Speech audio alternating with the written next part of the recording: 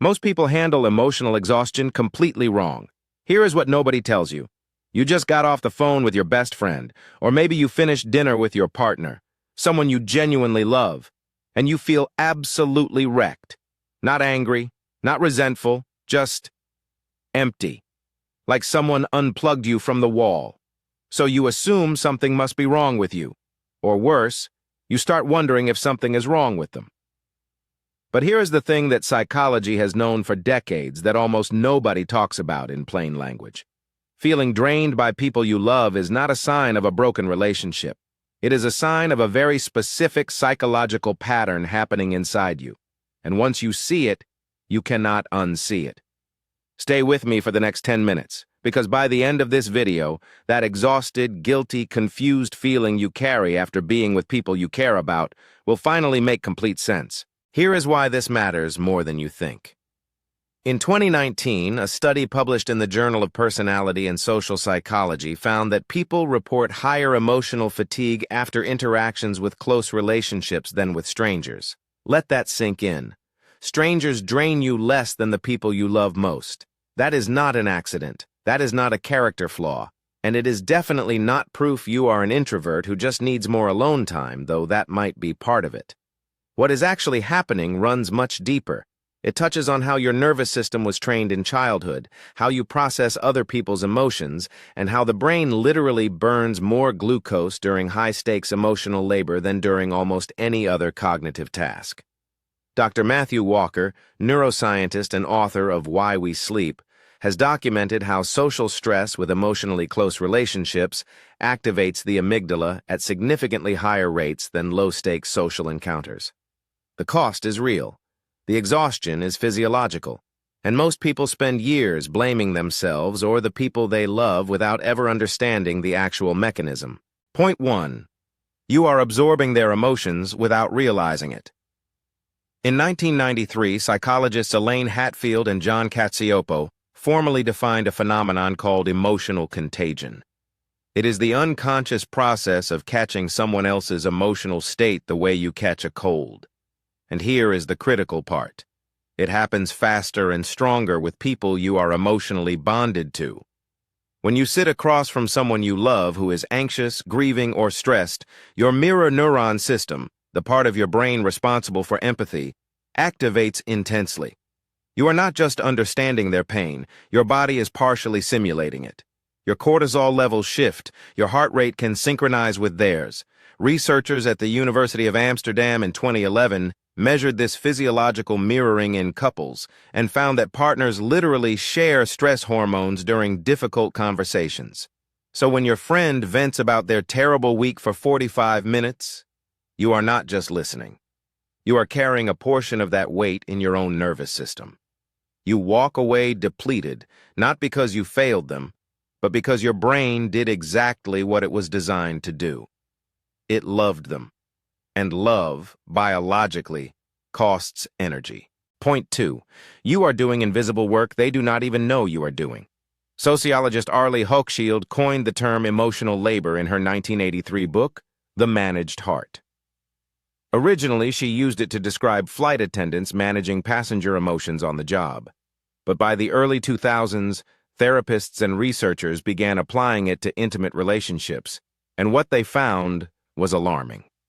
In close relationships, emotional labor is almost never equally distributed. One person, often unconsciously, becomes the emotional regulator for the other. They soften their tone when the other is stressed. They time difficult conversations carefully. They monitor their own emotional expression to protect the other person's comfort. They are tracking two emotional states simultaneously, their own and their partner's or friends'. That is double the cognitive load, and it is almost entirely invisible. Georgetown University linguist Deborah Tannen documented in her research that people in caretaking roles within relationships spend between 30 and 40% more cognitive energy per conversation managing relational dynamics than the person being supported. You are not just talking, you are managing, and you are exhausted from work you never agreed to take on consciously. Point 3. You are suppressing your own needs in real time and calling it love. Here is a pattern that shows up in virtually every clinical conversation about relationship fatigue. You are mid-conversation with someone you care about. They are going through something hard, and somewhere in the background of your mind you are also going through something hard, but you do not say it, because their thing feels bigger right now, or because you do not want to make them feel guilty, or because somewhere along the way you learned that bringing up your own needs during someone else's pain makes you selfish. So you compress your own emotional experience, you put it in a box, you push it down, and you keep listening. Stanford psychologist James Gross has been studying emotional suppression since the late 1990s. His research consistently shows that suppressing emotional expression does not reduce the internal physiological experience of that emotion. It amplifies it. Your body is still generating the full stress response. You are just preventing the release valve from opening. So by the end of the conversation, you are carrying your friend's emotional weight and your own unprocessed emotional state simultaneously. And that is why you feel completely hollowed out when you finally close your door and sit down alone. Point 4. Your attachment style is turning up the volume on everything. In 1969, psychiatrist John Bowlby laid the foundation for attachment theory. By the 1980s, researchers Mary Main and Judith Solomon had identified 4 core attachment styles: secure, anxious, avoidant, and disorganized. And here is what most people do not realize about anxious attachment specifically. If you have an anxiously attached style, which research suggests affects roughly 20% of adults, your nervous system enters a low-grade threat assessment mode during emotionally significant conversations. You are not just talking to someone you love. You are simultaneously monitoring their facial expressions for signs of disapproval, tracking their tone for shifts in warmth, calculating whether you said something wrong 30 seconds ago, preparing emotionally for a response that may or may not be coming. Dr. Sue Johnson, the founder of Emotionally Focused Therapy and author of Hold Me Tight, describes this state as the nervous system running a background security program that never fully turns off during close relationship interactions. That program runs on your cognitive resources, and it runs hot. So even a warm, positive conversation with someone you love can drain you if your attachment system is treating closeness as a threat to monitor rather than a safety to rest in. Point 5. Empathy has a direct metabolic cost and nobody warned you. Here is the pattern interrupt that changes everything.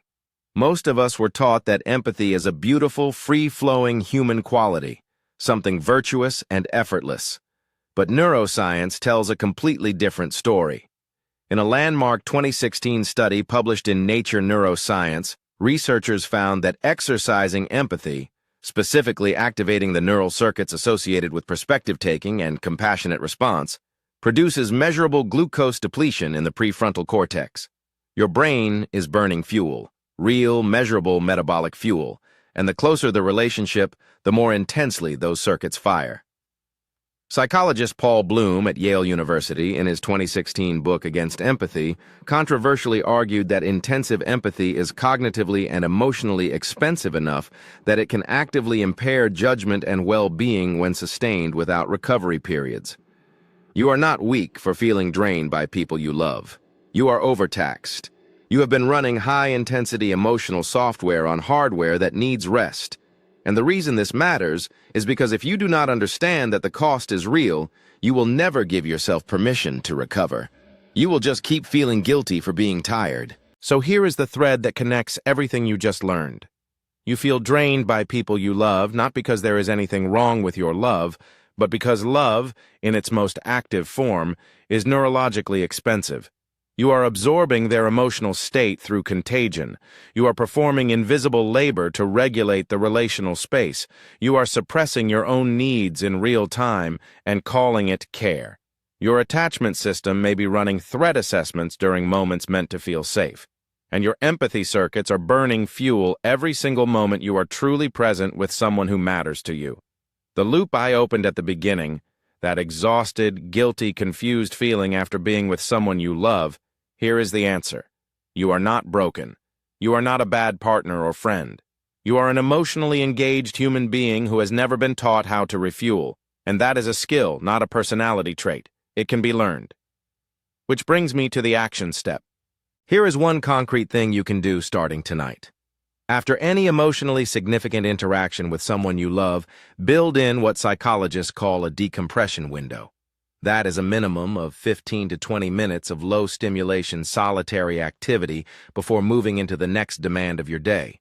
No scrolling, no calls, no input, just space. This is not being cold. This is not punishing the person you love. This is giving your nervous system the recovery period it physiologically needs.